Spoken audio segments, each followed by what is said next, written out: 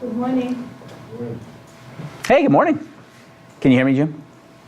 Yeah, go. Okay, good deal. All right, we're just getting started, so that's perfect timing, at least for the breakout session. So, all right, so agency relationships, right, brokerage relationships. A couple things that probably 5 or 6 years ago, Florida law changed, and the only thing that changed is that you no longer you were no longer mandated to give an agency notice, being that they changed it so that it was like a default setting, right? That if no notice was given, that people are going to be, they're giving fair warning that we're going to be assumed to be transaction brokers. Well, when we did that, that caused some stir among realtors, because then they misread that to say that we have to be transaction brokers, right? That we're mandated to be it's not the case. What they're saying is we're defaulted to transaction broker if there is no brokerage relationship in place. However, you still can elect to be a single agent, right? Now, for us, and there are other companies, and I'm talking just the two of you right now, and both of you with Future Homes, so that's good news, so I can speak with authority as your broker, right? If I had other agents in the room, I'd say check with your broker, but there are companies out there who mandate that their agents be transaction brokers. And if we read through this, you'll see why Jim and I have elected to say, hey, you know what? Not only do we allow single agency, but we prefer single agency. All right, and there's a reason why, because honestly, probably 80% of the people who are in a transaction broker relationship are really acting as a single agent, all right, and they're really not abiding by the terms of the thing. And by the way, Jim, feel free to chime in here if you hear some stuff that we want to go through. So, first of all, I'm just going to bring up the single agent notice, all right, and the single agent notice is pretty clear, and this is, if you remember, this is part of a sorry, I'm going to reach through here. Part form, right, that they're all in there. There's the single agent notice, there's the consent to transition to transaction broker, and then there's the formal transaction broker notice, all right? So let's go back here and start with the single agent notice, all right? And in that, it just says that we're going to, a lot of these are the same duties. One of the major duties that's not is here in single agency, we have confidentiality, and in transaction brokerage, it's limited confidentiality. And we're going to discuss what the difference is in those and what they mean. Because here's real world. Real world says you have a listing, right? Another agent brings the buyer. Who is your loyalty to, really? Your seller, right? That's who you've had the relationship with. That's who you signed the listing agreement with. That's who you feel comfortable with. That's who you feel like, hey, I'm going to protect, right? And so to then say in a transaction brokerage that I have some type of relationship or duty or fiduciary with this buyer agent or this buyer who I've never met before, doesn't feel right to me, right? Now, remember, by law, if you bring your own buyer, then you have to be a transaction broker. Well, we're going to, 99% of the time you have to be a transaction broker. Or if another agent from our office brings them, right, then you have to be a transaction broker. Okay, you understand that? So if another future home agent brings a buyer to your listing, then you both have to switch over to transaction brokerage, because the law looks at it, it's all happening under the brokerage's umbrella. So the broker is, quote unquote, representing both sides, therefore the transaction brokerage has to default. We have to go back to that, okay? So, but absent of those cases, all right, you can be a single agent, which includes dealing honestly and fairly, loyalty, confidentiality, obedience, full disclosure, accounting for all funds, skill, care, and diligence, presenting all offers and counter offers in a timely manner, unless a party has previously directed a licensee in writing to not do so. And someone raised their hand last night and said, does that mean even after you're under contract and someone brings an offer, do you still have to present that offer? The answer is yes, unless we have written in there, I think we have it, is in our listing agreement, is that where that is? That the seller directs. On verbals, you can say no verbals. Oh, okay. So that's what. Not written in that about written ones. Okay, got it. So say again, if you have an offer. If you have something under contract already, right, and you've already under contract, and technically somebody says, hey, look, I still want you to present my offer. All right. This says I have to present that offer unless I have in writing from the seller. It says, hey, look, once we go to contract, no more offers. Yeah, okay. You get your client. If you get your seller, because it says unless a party, the seller, has previously directed the licensee otherwise in writing. Okay, so if you want, you can say, hey, look, now that we're under contract, I don't want to look at any other offers. Okay, so you have them sign that and say that. So then when somebody comes to you and says, hey, I want to present an offer, instead of we're under contract, and they said, I still want you to present it. No, here's authorization from my seller saying they don't want to look at other offers. Now, if something falls through, I can notify you and let you know, whatever the case may be. All right, so that's in there. All right, so you still have to present them unless you have that in writing.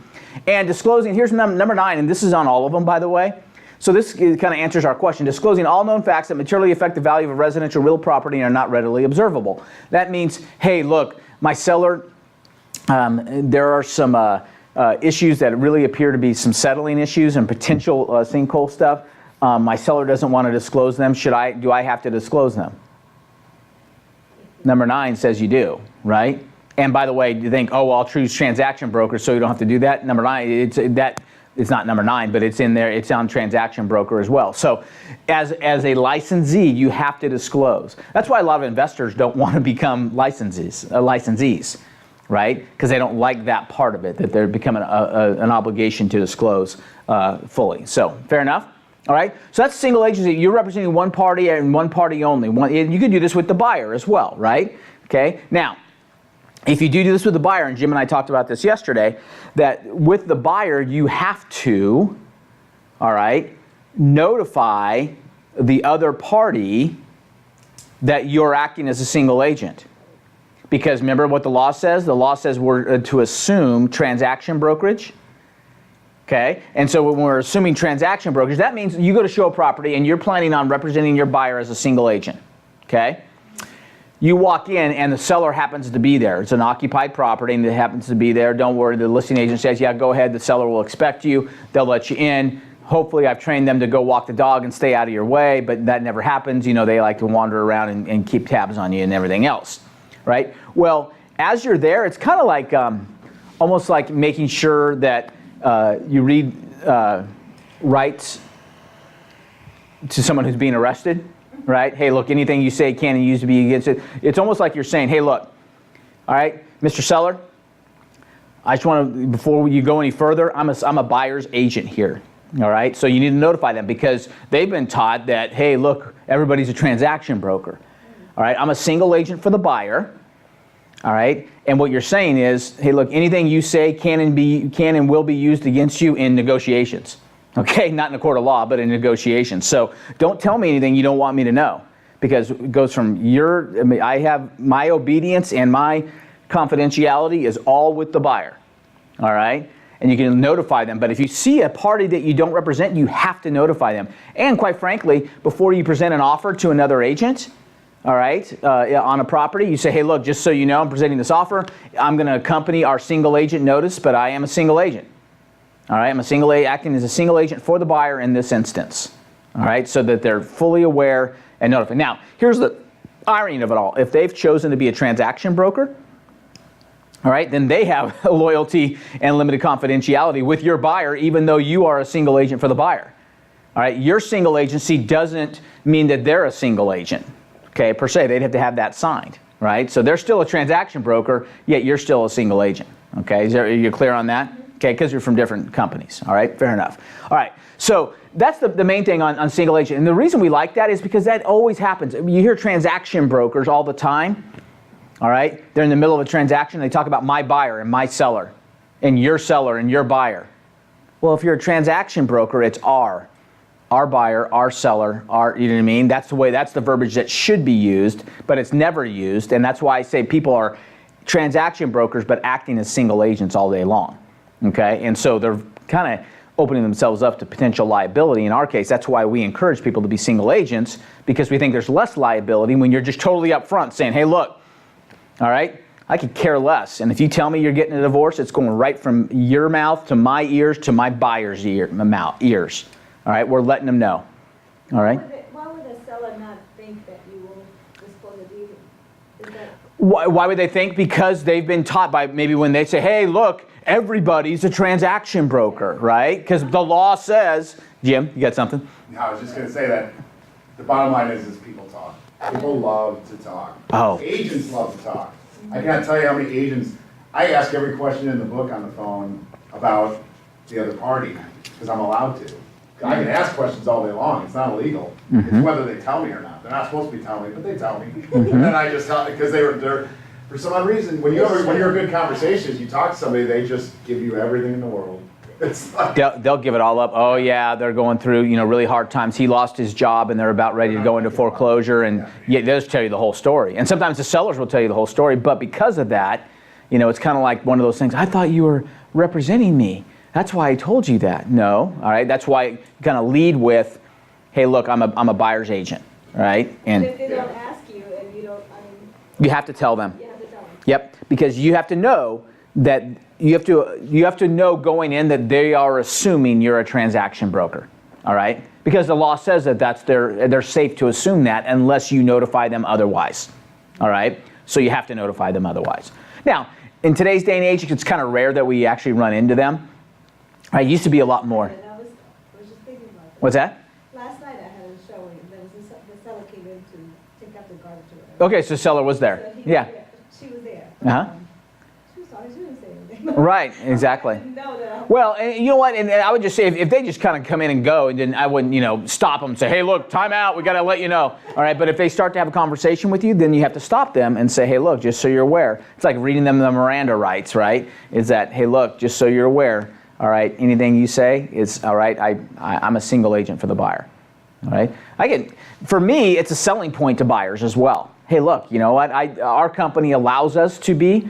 All right, and it's a selling point to sellers too. Our company allows us to be single agents. The only exception to that is if I show you one of my listings and or one of my company's listings, or if I'm the seller listing agent, if I bring the buyer or another agent within our company brings the buyer, then we have that to deal with. Okay, fair enough. All right, so that's single agency, when to notify, and how it's done. Now, the other thing you really only need to have signed is if you are.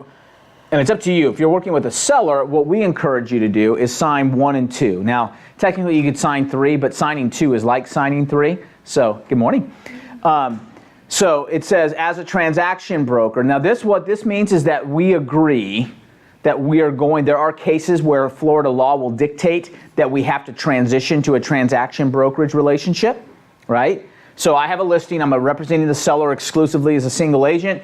I also have them sign this. And this says, hey, look, if I or somebody from my company brings in a buyer, then I have to transition to this thing called transaction brokerage, which is similar, but let me show you what this means, right? And so you go over it with them, still dealing honestly and fairly, still accounting for all funds, still using skill, care, and diligence, still disclosing all the known facts and materially affect the value. That was number 9 on the single agency. It's up here at number 4 here, right? Disclosing all the thing. Presenting all offers in a timely manner, just like that other one, right? So a lot of these are the same, all right? But remember, confidentiality was on the other one? Here, limited confidentiality. And what does that mean? It says, unless waived in writing by a party. This means the limited confidentiality will prevent disclosure that the seller will accept a price. So even though I'm a transaction broker, all right, I still can't disclose, hey, sellers, they're asking 190, but I know they'll take 180. They told me already. Okay, you can't say that. Likewise, hey, I know you're asking 190. The buyers are offering 175, but they already told me they'll come up to 185. Okay, can't do any of that because as a transaction broker, it says those 2 items in particular are omitted. You can't do that. As well as lessons in a written offer, or to the motivation of any party for selling or buying the property. So even though if I'm a transaction broker, all right, my limited confidentiality does not allow me to say, hey, all right, I know that the seller is getting a divorce. I know that they're going through a foreclosure. I know that there is a job transfer. I know that his closing costs are being covered by some relocation company or whatever. None of that stuff can happen unless you are a single agent, right? If you're a single agent, then you can jump on that and get that done, okay? And or that the seller will agree to financing terms other than those offered, meaning, hey, look, I know it says FHA is not allowed here, but they've already told me that they would consider on the right case and whatever. I mean, that's kind of right side of the decimal kind of stuff to me. Or any other information requested by a party to remain confidential. Now, that's why being a transaction broker is so tough, right? Because you don't have a relationship with them. You have the listing, all right, another agent from our office brings in the buyer. they've been working with the buyer for 3.5 weeks. You know the listing, the seller, because it's your cousin, all right? But you're forced to be a transaction broker, which means that you've got some type of fiduciary and obligation to this buyer who you don't know, and the buyer's agent, the other agent I should say, has a fiduciary or a relationship with your seller who they don't know. It's why I don't like it, all right? I only like to be one when I have to be one, all right? I don't like it, but I only am one when I'm forced to be one, right? And obligated to do so, all right? And any industrial duties that are entered into are separate with a written agreement. So what that means is they could also say, hey, look, here's some other duties that we can do. Why they throw that in there, I don't know. Like, what's somebody going to tell us to do? I don't know what a duty that somebody would think of, all right? But just so you know, this is technically the only two things you need signed, right? Because the third one is a transaction brokerage relationship, which is the same as this one, right? The only time you would use that is if you're going to be a transaction broker from the get-go, all times, no matter, no problem, right? You really don't need this third one signed because one is single agent, two says you agree to transition into a transaction brokerage relationship. The only time that this is really signed is if they, if you agree from the get-go to be a transaction broker only. Right? No times would you ever be a single agent. You're just going to be a transaction broker from the beginning all the way through to the end. All right? So, do I have to have this signed by a buyer when I start working with a buyer? Not necessarily. You need to disclose and have that discussion with them, all right? Before the first substantive offer, you need to make sure you do that, all right? But when you have a buyer, hey, share, all right? When you have a buyer, you can bring them in and have them sign. I would still have a buyer sign 1 and 2. And explain to them, hey, look, I'm going to normally represent you as a buyer's single agent, but there may be some instances where I have to act as a transaction broker, and you can do that. Fair enough? Okay. Now, the third thing I'm going to show, or the last thing I'm going to show you, is there is another option. Let's say, here's a typical situation, right? I'm looking out showing buyer's property, and we run across a for sale by owner. The for sale by owner, I reach out to them, and they say, yeah, I'm willing to work with an agent. Sure, bring them on in. You get a commission agreement signed by them, all right? You should have 2 things signed by them, all right? Because they're going to pay you, generally, they're not going to pay you 6%, right? I mean, if you can get 3% out of a for sale by owner, you're happy, right? Okay, that, hey, look, if I can get you there, I'm good, right? So what you can do, you say, well, technically, then what happens? If they don't have anybody representing them, right, because they're a for sale by owner, do I have to be a transaction broker? And the answer is you don't, all right? But if you're not going to, you can still be a single agent for the buyer, but you need to have the seller sign a no brokerage relationship agreement, okay? And there is one in our forms. It's under miscellaneous forms, all right? And if I get to that, I got to click out of this real quick. It's an optional contract. Is it optional contract forms? Okay, all right. You'll find it. All right. And this is pretty straightforward. No brokerage relationship notice. It does exactly what it says. The name of the form is, okay? Is that there are some duties that you still have. Okay, I can't lie and cheat you. Got to deal honest and fairly. All right, I still have to be honest and fair. I still have to disclose all known facts. So let's say it was the reverse. Let's say a buyer walks in and doesn't want representation, wants to, hey, look, I used to be an agent years ago and I want to kind of quasi-represent myself, so I want to save that half of the commission, and you have the listing. All right, well, you still have to disclose even if the seller chose not to. It's not a total buyer beware. You still would have to disclose all those known facts that may materially affect the value of the property. All right. And so honestly and fair, disclose all facts and account for all funds. Meaning, hey, look, I can't just, hide the money, earnest money under a mattress or, whatever you got to be able to account for where these things are and what they do. But if you're going to be, let's go back to that first scenario I talked about. You have the buyer, you approach a for sale by owner, have them sign a commission agreement, all right, before they walk in the door. All right, and have them sign a no brokerage relationship. So you don't have to be a transaction broker in that case. Now, that's a good time to have a discussion with this for sale by owner, like, oh, what's this no brokerage about? Well, all right, hey, look, in essence, a buyer's that 3% is really what the buyer commission really is, and they're kind of rolling that all in and all that kind of stuff. So that's my payment that we're working out so that I represent the buyer. Well, who's representing me? Well, yeah, I don't know. That's between you. I'm assuming you have an attorney or a title company that you're working with. I don't. Well, we could talk about that. If you want to increase that up to 4.5% or 5%, then I could consider being a transaction broker and making sure that you have that type of representation if you're looking for that. So maybe a way to try and negotiate a little more out of a seller if they are concerned. A lot of them aren't. They think they've got it all figured out, right? And so you say, fine, but you need to notify them, hey, I'm a single agent for the, and the same discussion, right? Hey, because I'm a single agent for the buyer, anything you say can and will be used against you in the form of negotiating, okay? All right, and when it comes time to negotiate this deal, so just so you're aware that I represent them. And this is kind of a double notice for them that I don't represent you, all right, and doing it. Fair enough? Yeah, Okay. that's what I'm dealing with right now. So I should have my buyer sign a single agent? Because I'm really technically not. I haven't had him sign a single agent yet. Okay, you're selling for sell by owner? They're buying. Okay, okay, and what's your plan on, what is your thought on representation? Be a transaction broker? Or, I mean, because you're assumed to be a transaction broker unless you choose otherwise, okay, or unless your buyer chooses otherwise. Who do you really want to represent your buyer? Yeah. I would.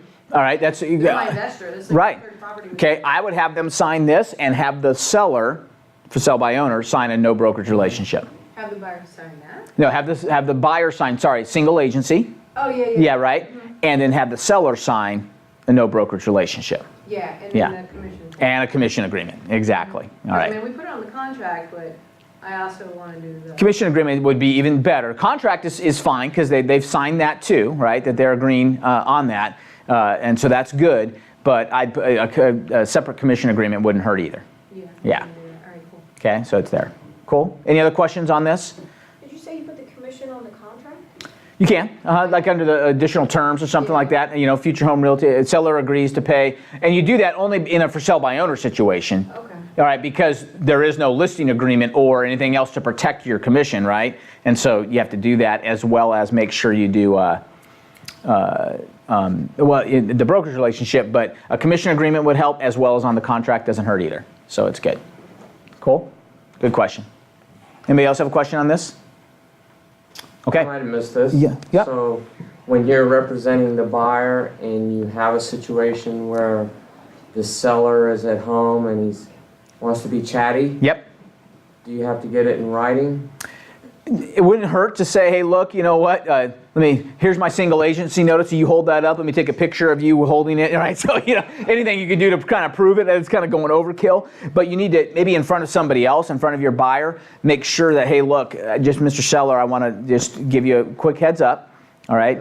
I know Florida law says that we're assumed to be transaction brokers, and just so you know, that's not mandated. Our brokerage prefers to be single agents whenever we can, and just so you're aware, I represent the buyer exclusively as a single agent, which means I have no fiduciary relationship with you. So I just need to make sure that you're aware of that.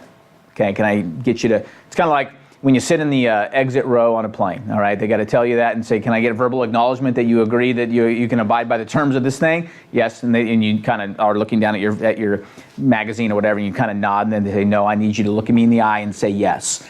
Right? And they make you do that, don't they, Sherry? Because, that's right. Right, exactly. The alternative of that, or opposite of that, make sure you coach your clients. Right. That when you find out that somebody's a single agent or a transaction broker, let your clients know how they're representing them. So if they are there at the house when you're not around, Yep. keep their mouth. But just and in general, all the time. Keep their Yeah. mouth shut. You should be coaching your clients to keep their mouth shut. Exactly. Anybody. Because, loose lips sink ships. Yeah. Right? Okay. And that's, there's no need for them to have that information, even if they are a transaction broker. Right. All right? They should be talking to them. Yeah. Just say, you know what? All they're doing is hurting themselves. Correct. This is a nice way to tell the buyer, don't contact the seller if it's a FSBO. Don't contact the seller. Right? It's just, hey, look, you know what? I can help you negotiate this thing, but it's sometimes it's emotions get high when you're involved. You say, I'm a third party kind of in between this thing and kind of disinterested, so it's a lot easier for me to deliver a message to them rather than, they don't take it as much of an affront. That's what I would do, is if you allow it to go through me. All right, sometimes that can be. Contract, I just want to make sure it closes. Yeah, right, exactly. And it's hard, especially on for sale by owner. If they found it and all this kind of stuff, then I found it. Oh, you did? Okay. Then just say, hey, you know what? I got this. It's just, you know what? As your single agent, you need to run this through me, all right, so that I can, make sure that we're all on the up and up and that, everything's good to go. So just anything you got questions, just let me know and I'll find them out for you. Yeah. But yeah, you're killing us if you're, the more you talk to them, it's not helping. Exactly. So, and that's what you say. Shoot yourself in the foot. And exactly. Okay, you end up harming yourself when your desire is to help yourself, and it's the exact opposite's happening. So, good question. Does that answer your question? Okay, very good. Anybody else? All right, good. We're going to take a short break so we can cut the tape on this one and start on the next one. So, feel free to.